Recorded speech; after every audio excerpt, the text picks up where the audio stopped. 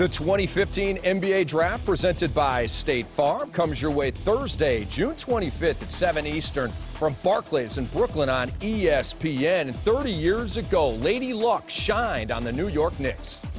The second pick in the 1985 NBA Draft goes to the Indiana Pacers. The horseshoe works. Basketball is back in New York City, my friends. Have the first pick in the 1985 NBA College Draft. As you can imagine, this is a New York crowd Congratulations here at the to all. Waldorf Astoria. And I don't think David Busher believes it yet. Well, maybe he does by now. He's got the card, and I think he's in shock. And the Knicks turned that #1 overall pick into Georgetown superstar Patrick Ewing, who made an immediate impact, winning Rookie of the Year by averaging 20 and 9. Then he racked up nearly 25,000 points, 11 All-Star appearances, and a Hall of Fame induction in 2008. Patrick Ewing is entering his third season as associate head coach of the Charlotte Hornets.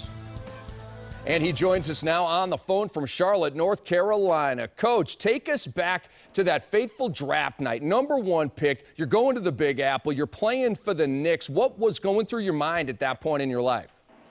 Well, first of all, I had already known that I was going to be the first player picked. So, with the lottery had already taken place, so I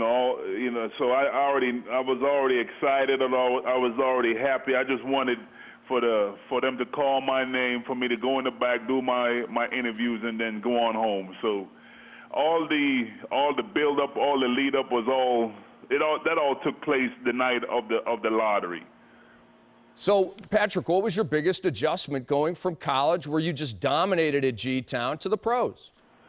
Well, you know what? The biggest adjustment to me is coming in, going in, and I won in every level. I won in high school. I won in college. I won Olympic gold medals. But so, growing up in Boston, I thought that I was going to be just like Bill Russell. It's just going to be that easy to win an NBA championship. And the realization hit me that how difficult that was. And then also, the size of everyone in the NBA. At the NBA, everyone at this level they're all elites. So they're the best of the best. They're the best athletes. They're the best shooters. So, that's also a big difference from in college. You may play against a great player every once in a while, but in the NBA, every night you have to go against a great player. And especially at my position in the era that I played, there was a lot of dominant bigs.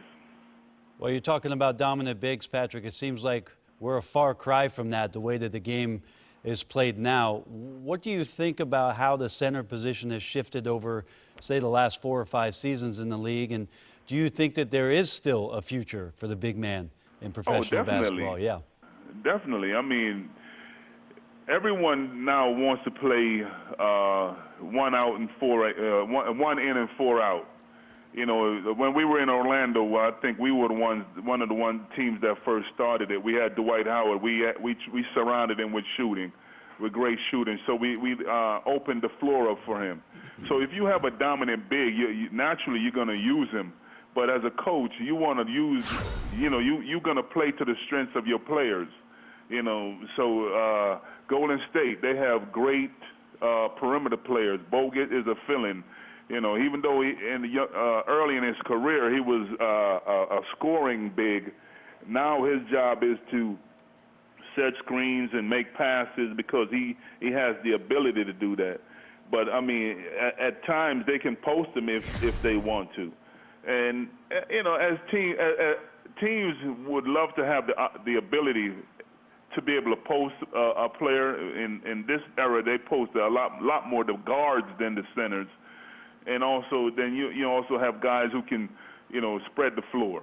Well, how does that play, Patrick, into the evaluation, certainly of this year's draft? There are a number of college players that will be available to teams that they think can change the franchises. But I guess it's interesting in which way are they going to do it? Because you evaluate maybe them differently and don't ask them to do the things that were prototypical of really the way you played or the era that you played in. Well, I think you still have to. You still need them to score. I think the difference. You have to be able to play on both ends, and which is what we did when in my era. We scored, we rebound, we blocked shots, and we also played defense.